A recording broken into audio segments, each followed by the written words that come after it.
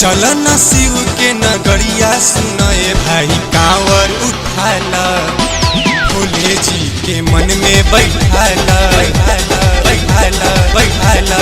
ए भाईजी तनी कांवर लचकाला, भोले जी के मन में बसाला। प्रेम से बोलो शिव शंकर भगवान की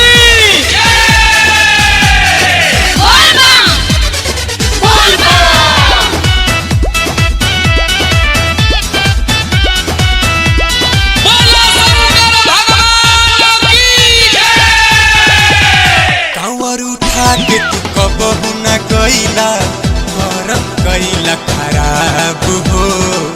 ऐसे कैसे कृपा करी है तोह पे हमर भोलेनाथ हो, तोह पे हमर भोलेनाथ हो। कांवर उठा के तू कबहू न गईला, करम गईला खराब हो। ऐसे कैसे कृपा करी है तोह पे हमर भोलेनाथ हो। अबो न भइल बावे तेरी सुनए भाई कांवर उठाला, भोले जी के मन में बसाला बसाला बसाला।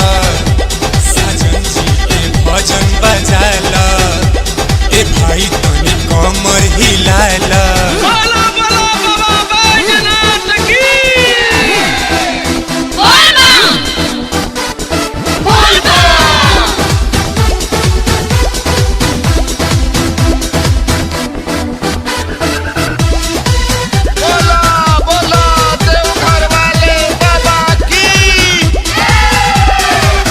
पाई पाई गईल कमाई इहवे सब रही जाला, भोले भोले जपए भैया इहे संग में जाला, इहे संग में जाला।